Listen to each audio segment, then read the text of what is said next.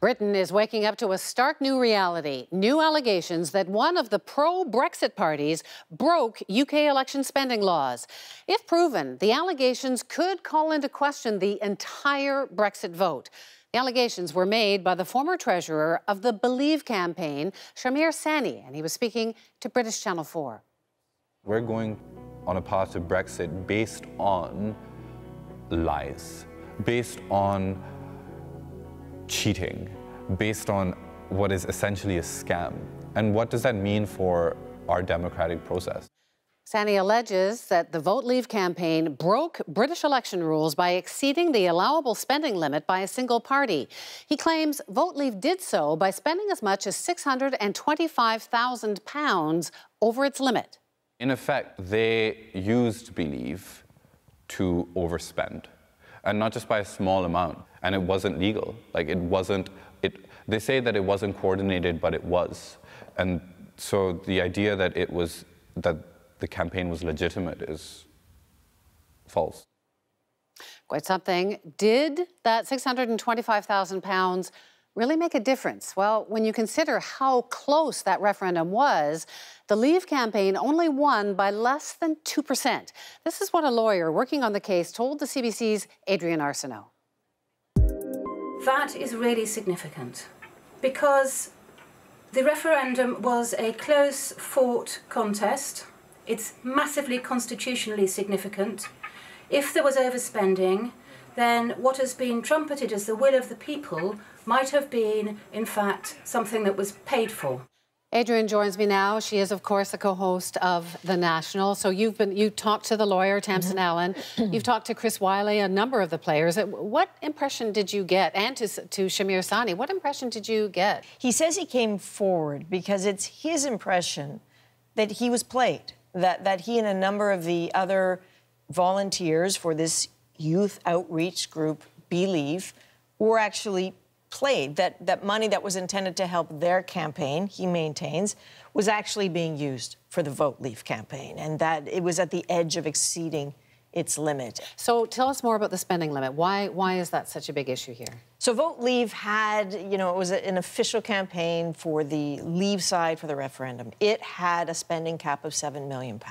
It was the office chatter that they were running out of money, that Vote Leave was running out of money. At the same time, you have this small group, Believe. He says they were working in the same offices as the Vote Leave people, that they were sharing a computer drive, taking advice from each other. His impression is that they were coordinated, which is fine. That can absolutely happen. But the entities have to be separate financially. So if you're working together, you have to show financially that you're working together. And it's his instinct and his testimony that that's not what happened. We reached out to Dominic Cummings. He's the director of Vote Leave, of the larger group here. He denied this, telling us the allegations are false. The whole thing has no effect on the referendum. We're leaving next March regardless of this media hysteria. Lots of denials from that side. Oh, absolutely. So here's the big question, right? Who's right? Is it the matter that these two groups were actually working together, or weren't they? This is why a massive dossier of documents landed at the Electoral Commission offices late last week. They are about to be distributed more widely. The Electoral Commission has looked into this before in the UK and decided that there was no wrongdoing, but that case was reopened after an appeal. So they're going at it again. They say they have new evidence that they have to look at. It's not over yet. You've seen a lot of these documents. Yes. You know a lot. You'll be reporting more on this tonight. But let's go back to AIQ, AggregateIQ, the small company in Victoria. We've reported on that. You've got a lot more. Chris Wylie's revealing so much. What is the connection to this little company in Victoria? Okay. It can sound so strange when you think about it, but it had a really interesting start, AggregateIQ, and you sort of have to take it back to the beginnings of another company that we've been talking about a lot this week, which is Cambridge Analytica. So Cambridge Analytica was a company that was started effectively by billionaire Robert Mercer under the parent company SCL. Former White House strategist Steve Bannon, that's a name people know, he was a senior VP. So SCL and then later Cambridge Analytica hired Chris Wylie.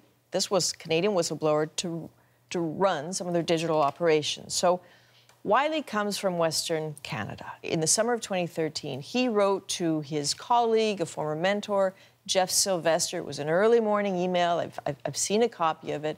And he basically writes to Jeff telling him about his new job at SCL. Chris wanted Jeff to move to London. Several of the people who I wanted to recruit for the expanding tech teams at SCL and then later Cambridge Analytica, they had families, so they didn't want to leave Canada. So we agreed that we would set up a quote-unquote Canadian office. AggregateIQ, by the way, says firmly, hey, we are an independent Canadian company. We have no official ties to Cambridge Analytica or SCL. They sent us a statement saying AggregateIQ works in full compliance within all legal and regulatory requirements in all jurisdictions where it operates. It has never knowingly been involved in any illegal activity. We, of course, asked them for an interview. They declined.